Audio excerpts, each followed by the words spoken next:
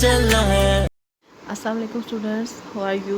Hope you will be fine. I'm also fine. So let's start our lecture today. This is class new 9. Our subject is biology. We are studying unit number 8, nutrition, and today our topic is components of human food. जो हमारा इस topic को study करने का वो objective है कि हम जान सकें कि जो फूड है उसके अंदर कौन कौन से कंपोनेंट्स पाए जाते हैं और उन कंपोनेंट्स का हमारी लाइफ में और हमारी बॉडी में क्या रोल है, वो किस तरह से हमारी बॉडी में स्ट्रक्चर रोल भी प्ले करते हैं और किस तरह से जो है डिफरेंट एक्टिविटीज़ को कैरी ऑन करने के लिए भी ज़रूरी है। So let's start. The nutritional requirements of human and other animals are relatively complex as compared to plants. अगर आप गौर करें तो जो ह्यूमंस और एनिमल्स हैं इनको ग्रो करने के लिए और अपनी एक्टिविटीज़ को परफॉर्म करने के लिए एनिमल्स की बजाय ज़्यादा न्यूट्रिएंट्स की रिक्वायरमेंट होती है। वो इसलिए क्योंकि इनकी जो बॉडी है ह्यूमंस की और एनिमल्स की वो ज़्यादा कॉम्प्लेक्स है। इनके अंदर अलग से डिफरेंट ऑर्गन सिस्टम मौजूद है जिनको ग्रो करने के लिए और वर्किंग करने के लिए different kinds of nutrients required हैं। Like other animals, nutrients used by human include carbohydrates, lipids, nucleic acids, proteins, minerals and vitamins. तो इन सारे न्यूट्रिएंट्स के बारे में हम प्रीवियस लेक्चर में पढ़ चुके हैं। जो कार्बोहाइड्रेट्स हैं ये हमारे लिए मेन एनर्जी सोर्स हैं। जो लिपिड्स हैं ये सेल मेम्ब्रेन का पार्ट हैं। Cell membrane consist of lipid bilayers sandwiched with protein molecules. हम बहुत दफ़ा ये स्टेटमेंट प्रीवियस लेक्चर्स में पढ़ चुके हैं। न्यूक्लिक एसिड जो है वो डीएनए का भी पार्ट है और आरएनए का भी पार्ट है जो कि हेरिडिटी मटीरियल है हमारे अंदर। प्रोटीन्स हैं ये भी स्ट्रक्चर रोल प्ले कर रही है हमारी बॉडी में। सेल मेम्ब्रेन का पार्ट है। मिनरल्स हैं, मिनरल्स के बगैर हमारी बॉडी ग्रो नहीं कर सकती। वाइटामिन्स हैं, वाइटामिन्स डिफरेंट केमिकल रिएक्शंस जो हमारी बॉडी में प्रोसीड हो रहे होते हैं उनके लिए इम्पोर्टेंट हैं। इन न्यूट्रिएंट्स के अलावा जो चीज़ सबसे ज़्यादा इम्पोर्टेंट है वो है वाटर।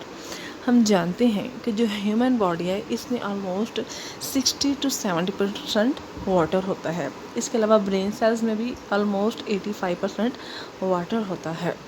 तो वाटर के बगैर जो है हम सरवाइव नहीं कर सकते। तो जो मोस्ट इम्पॉर्टेंट इन न्यूट्रिएंट्स के साथ जो चीज़ हमारी बॉडी को रिक्वायर्ड है वो क्या है? Water.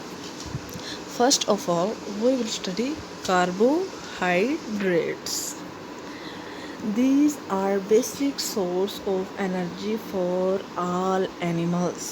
About half to two-thirds of the total calories every animal consume daily are from carbohydrates. हर एक जानवर डेली जितनी भी जो कैलोरीज को वो गेन कर रहा है उसमें से जो 2/3 है वो कार्बोहाइड्रेट्स हैं। वो कितने कार्बोहाइड्रेट्स हैं? 2/3। तो जिस तरह के छोटे छोटे फिगर्स हैं वो आपने MCQs के पॉइंट ऑफ व्यू से याद रखने हैं कि डेली एक एनिमल जितनी भी कैलोरीज ले रहा है उसमें से 2/3 क्या हैं? कार्बोहाइड्रेट्स। इसमें से सबसे ज़्यादा जो इम्पोर्टेंट है वो कौन सा है? Glucose. Glucose is the most often used carbohydrate. तो आपने ये चीज़ भी याद रखनी है अगर आपसे पूछा जाए कि जो ग्लूकोज है वो किसका पार्ट है? कार्बोहाइड्रेट्स का, लिपिड्स का या प्रोटीन्स का? तो ग्लूकोज कार्बोहाइड्रेट्स का पार्ट है। Other useful carbohydrates are maltose, lactose and sucrose. तो ये भी शुगर की ही टाइप्स हैं। कार्बोहाइड्रेट्स की जो है वो टाइप्स अगर आपने स्टडी की हैं तो उसमें आपको पता होगा कि माल्टोस, लैक्टोस और जो सुक्रोज हैं ये भी शुगर की डिफरेंट टाइप्स हैं। कार्बोहाइड्रेट्स जो है अब हम देखेंगे कि कितनी एनर्जी हमें प्रोवाइड कर रहे हैं। Carbohydrates contain 4 kilo calories per ग्राम। कितनी कैलोरीज? 4 किलो कैलोरीज पर ग्राम। अगर आपसे MCQs में पूछा जाए कि कार्बोहाइड्रेट हमें पर ग्राम कितनी एनर्जी प्रोवाइड कर रहा है तो आपने ये याद रखना है 4 किलो कैलोरीज पर ग्राम। सम टाइम इस तरह से भी पूछा जा सकता है कि 4 किलो पर ग्राम, 4 किलो कैलोरीज पर ग्राम। या 4 कैलोरीज पर ग्राम। तो पूरा यूनिट भी आपने याद रखना है, 4 किलो कैलोरीज पर ग्राम।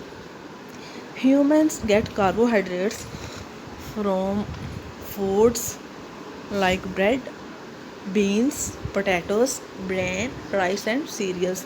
तो ये क्या है, कार्बोहाइड्रेट्स के सोर्सेज हैं। बीन्स हम जानते हैं जो फलियां हैं, जो हम वेजिटेबल्स के तौर पे यूज़ करते हैं। पोटैटोज़ आलू, ब्रेन ये जो आटे का छान बुरा होता है, राइस चावल एंड सीरियल्स और अनाज वगैरह जो होते हैं, तो इनके अंदर ये कार्बोहाइड्रेट्स पाए जाते हैं। Carbohydrates are the most common source of energy. Energy का ये सबसे कॉमन ज़रिया है। Proteins and lipids are vital building components of body. Building components का मतलब ये है कि ये सेल मेम्ब्रेन को बनाते हैं। प्रोटीन्स और लिपिड्स मिलके सेल मेम्ब्रेन को भी बनाते हैं and can also be use for energy, और ये एनर्जी का भी सोर्स है। Saturated fatty acids can increase a person's cholesterol level. जो सैचुरेटेड फैटी एसिड्स हैं वो क्या करते हैं, कोलेस्ट्रॉल लेवल को इंक्रीज कर सकते हैं। और अगर कोलेस्ट्रॉल लेवल इंक्रीज हो जाए तो उसमें क्या होगा, आर्टरीज की क्लॉजिंग हो जाएगी एंड अल्टीमेटली हार्ट डिजीज़। इसकी एग्जांपल जो है वो बिल्कुल इसी तरह से है। फॉर एग्जांपल हमारा जो हार्ट है वो एक पंप की तरह है, और जो वेसल्स हैं, जो खून की नालियाँ हैं वो इस तरह से हैं जिस तरह से उस पंप के साथ पाइप लगा दिया जाए।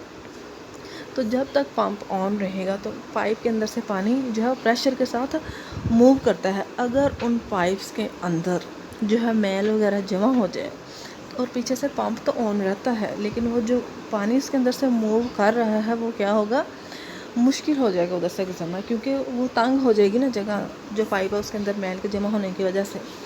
तो क्या हो सकता है, वो जो वर्किंग है पानी को सप्लाई करने की वो ठीक तरह से नहीं होगी। तो सिमिलरली अगर कोलेस्ट्रॉल जो है वो खून की नालियों में जम जाता है तो जो आर्टरीज़ हैं, आर्टरीज़ वो नालियां हैं, वो वेसल्स हैं जो ब्लड को दिल से, हार्ट से पूरे बॉडी की तरफ लेके जाती हैं। तो जब उनके अंदर कोलेस्ट्रॉल जम जाएगा तो क्या होगा, उनकी क्लॉजिंग हो जाएगी, डैमेज हो जाएंगे वो। The lipids present in food are composed of fatty acid bonded to glycerol। अब हम स्टडी कर रहे हैं लिपिड्स को। तो लिपिड्स का फर्स्ट ऑफ ऑल हम ये चेक करेंगे कि कंपोजिशन क्या है। Fatty acids bonded to glycerol, कि इसमें जो फैटी एसिड्स होते हैं वो ग्लिसरॉल से बॉन्डेड होते हैं। The fatty acids of lipids may be saturated और unsaturated। अब जो फैटी एसिड्स हैं ये लिपिड का एक स्ट्रक्चरल पार्ट है। तो इसकी दो टाइप्स हैं, ये सैचुरेटेड भी हो सकते हैं और अनसैचुरेटेड भी हो सकते हैं।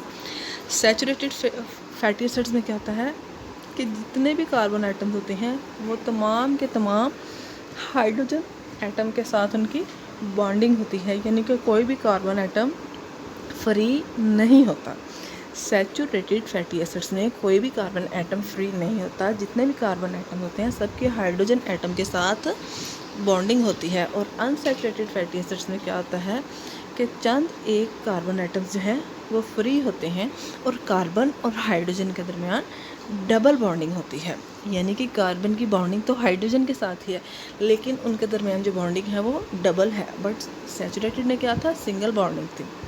तो ये डिफरेंस आपने याद रखना है। अगर आपसे क्वेश्चन पूछा जाए what is the difference between the saturated fatty acids and unsaturated fatty acids, तो आपने ये बताना है।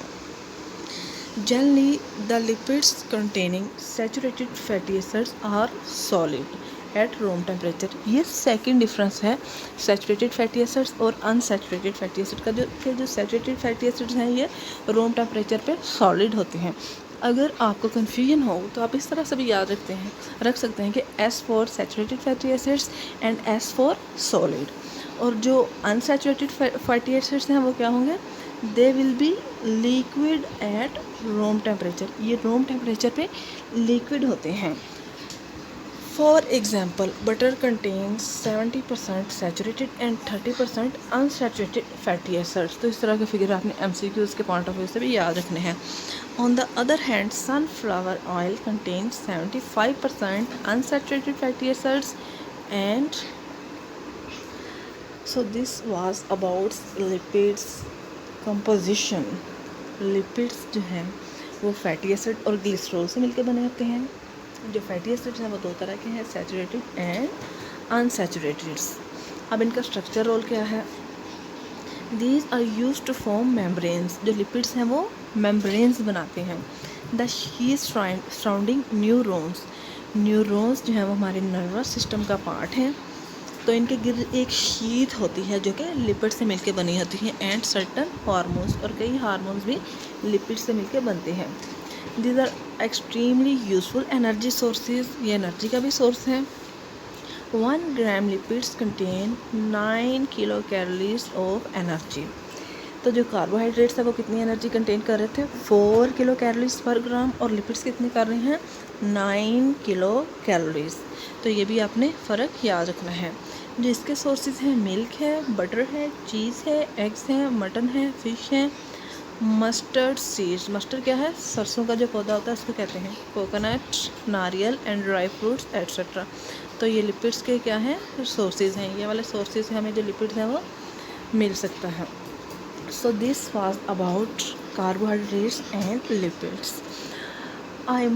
I know you must have understand this lecture very well. Still, if you have any confusion related to this lecture, you can ask me again. Thanks and take care.